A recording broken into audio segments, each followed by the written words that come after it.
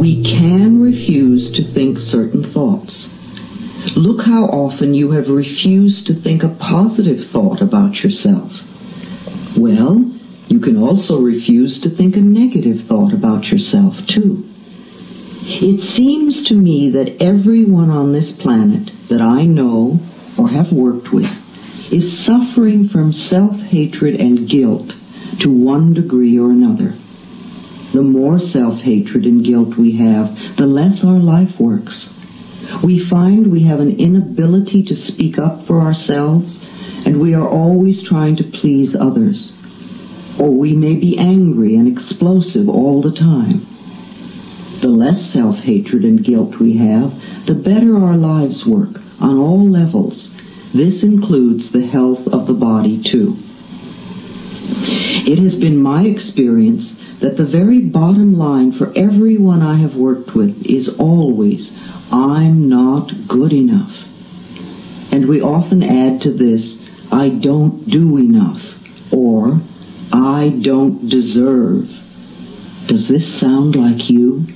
Always saying or implying or feeling that you are not good enough? But for whom? And according to whose standards? Now, if these negative beliefs are very strong in you, then how can you possibly create a loving, joyous, prosperous, healthy life? Somehow your subconscious beliefs would always be contradicting these objectives and making sure you do not obtain your goals. I find that resentment, criticism, guilt, and fear cause more problems in our bodies and in our experiences than anything else. These feelings come from blaming others and not taking responsibility for our own lives. You see, if we are all 100% responsible for everything in our lives, then there is no one to blame. Whatever is happening out there is only a mirror of our own inner thinking. I am not condoning other people's poor behavior, but we must realize it is our beliefs that attract to us people that will treat us that way. If you find yourself saying, everyone always does such and such to me, criticizes me, ignores me, takes advantage of me, or abuses me, then this is your pattern. There is some thought in you that attracts this behavior. On some internal level, you believe you deserve to be treated this way. Or you treat other people this way, and it is just coming back to you. Whatever we give out, mental, physical, or verbal, will come back to us. When we no longer think or behave this way, the other people will change their behavior, or they will go and do that to someone else who believes they deserve it. You will no longer be attracting the experiences you say you do not want. Whether we want to change a life experience or a physical problem, the place to begin is to say so.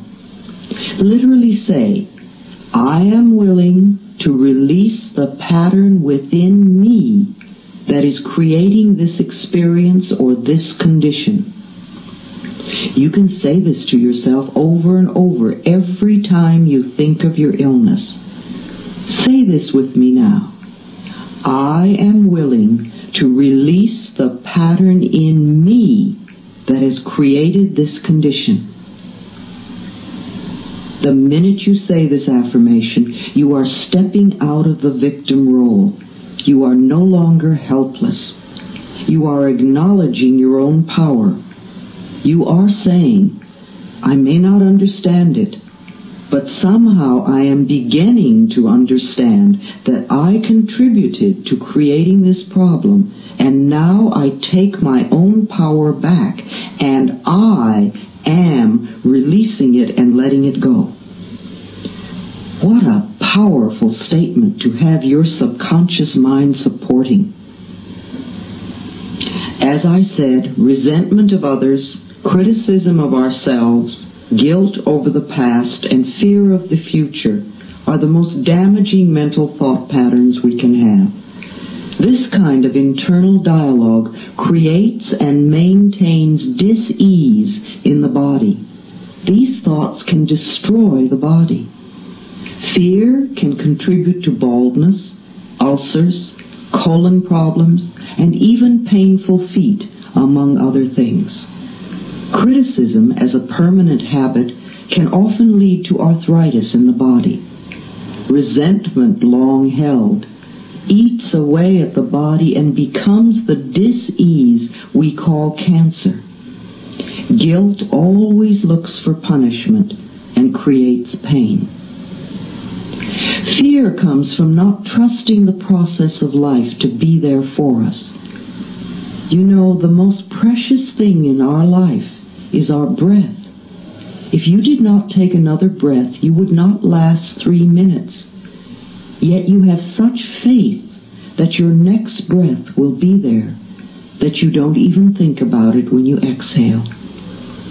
Now, if the power that created us has given us enough breath to last for as long as we shall live, can we not begin to trust that the rest will also be provided for us? The next time you are frightened, think about the abundance of air and say, I trust the process of life to take care of me. Whenever someone is in pain, I know they have created a lot of guilt for themselves. Chronic pain comes from unrelenting guilt, often so buried that we are not even aware of it anymore. This guilt must be dissolved before the pain can be eliminated. Guilt is a totally useless emotion. It never makes anyone feel better, nor does it change a situation. Your sentence is now over. Let yourself out of prison. Anger combined with guilt often contributes to accidents. The degree of physical damage lets us know how severely we felt we needed to be punished and how long the sentence. Where this pain occurs in the body gives us a clue to which area of life we feel guilty about. Critical people often attract a lot of criticism because it is their pattern to criticize. They are often cursed with perfectionism, the need to be perfect at all times in every situation. Do you know of anyone on this planet who is perfect? I do not.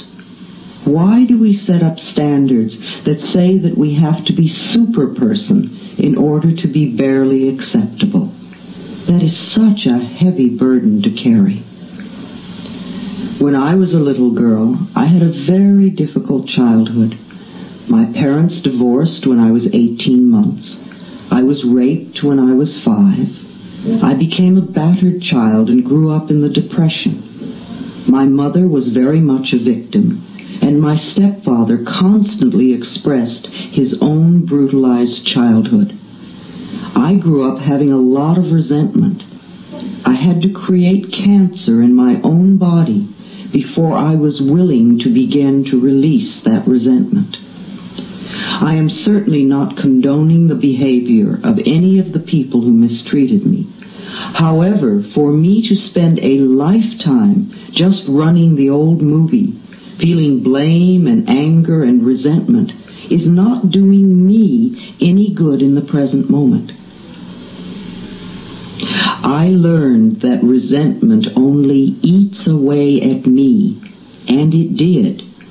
In my case, holding on to old blame and feeling resentful for all that they did to me helped to create my disease. Releasing and letting go helped me to heal myself. The past is over and done. We cannot change that now. We can change our attitude toward the past and our thoughts toward the past. How foolish for us to punish ourselves in the present moment because someone else hurt us in the long ago past. It's not worth it. I often say to people who have deep resentment patterns, please begin to dissolve the resentment now when it is relatively easy. Don't wait until you're under the threat of a surgeon's knife and you have to cope with panic too. It is vital that we release foolish, outmoded, or negative ideas and beliefs that do not support us and nourish us. Our concepts of ourselves and of life and of God must support us, not negate us. No matter what our disease, if we choose to believe that we are helpless victims and that it is all hopeless, then the universe will support us in that belief and we will just go down the drain. When people come to me with a problem, I don't care what it is, poor health, lack of money, unfulfilling relationships, or stifled creativity.